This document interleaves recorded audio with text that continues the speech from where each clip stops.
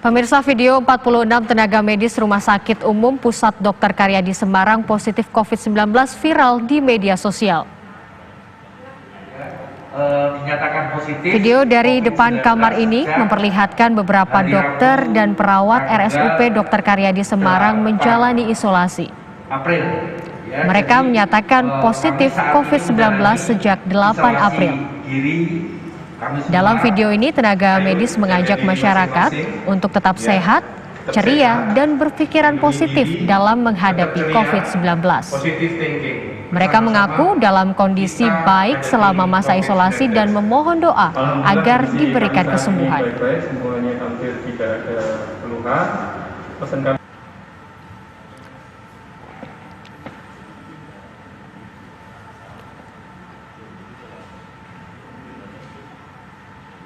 Dan untuk mengetahui kabar terkini dari Rumah Sakit Dr. Karyadi Semarang, kami sudah terhubung dengan Profesor Dr. Zainal Mutakin.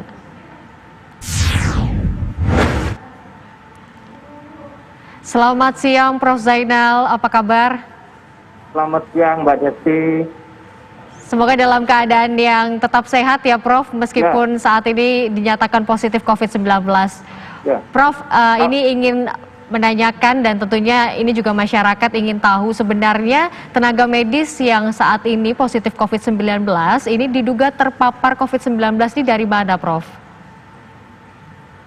Ya, jadi jumlahnya ada koreksi sekarang sampai hari ini sesuai dengan penjelasan Bapak Direktur Rumah Sakit bahwa sejak kemarin sore jumlahnya sudah naik jadi 57 orang.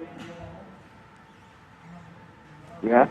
57 orang, itu terdiri atas beberapa klaster, bukan dari satu jalur penularan saja. Ya, baik Prof. Ya. Hingga saat ini yang diisolasi dengan Prof. Zainal ini ada berapa dokter?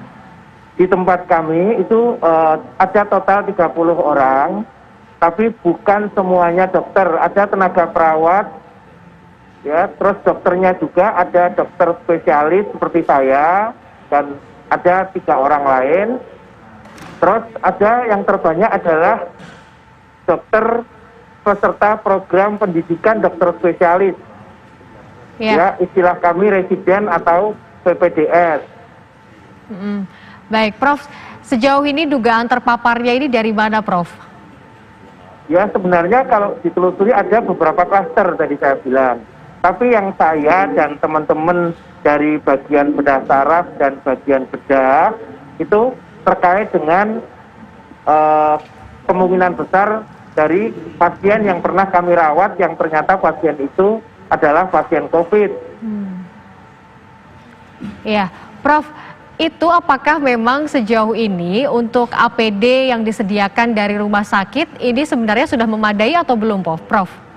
Jadi sampai saat ini di Rumah Sakit Karyadi kita mendapatkan APD yang lengkap sesuai dengan kondisi kita. Yang berhadapan dengan pasien COVID itu APD-nya paling lengkap, standar. Ya, bahkan kami mendapatkan APD dengan standar yang terbaik. Tetapi persoalan-persoalan lain terkait itu masih ada, Mbak.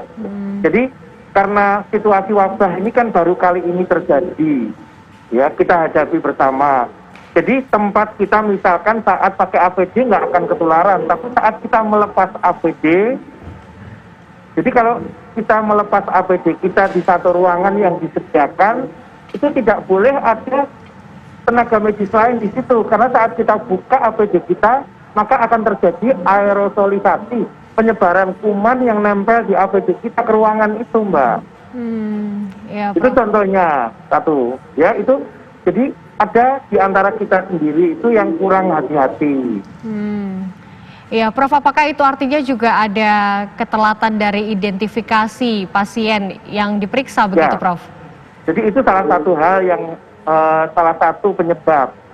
Jadi bukan terlambat identifikasi sebenarnya, tetapi pemberian informasi yang tidak lengkap dari sisi pasien juga ada.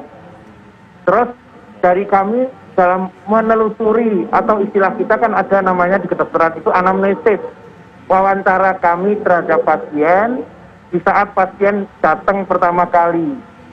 Itu kadang karena situasi wabah ini baru buat kita, ya seorang ibu mengalami kecelakaan lalu lintas, patah tulang, perdarahan di otak, ya kita menangani dengan baik ibu tadi dengan keadaannya yang ada, tapi saya lupa atau kita lupa menanyakan bahwa ibu tadi ternyata suaminya 2 minggu lalu baru pulang mudik dari daerah wabah, Mbak. Yeah. Itu kan contoh saja, bahwa dari kami juga ada kekurangan dalam menelusuri, ya dari bukan hanya pasien tapi orang-orang di dekat pasien itu, Mbak. Itu hal yang. Terus satu lagi yang lebih penting, Mbak. Jadi suasana sosial kita itu masih memberikan atau melakukan stigmatisasi sosial terhadap yang positif.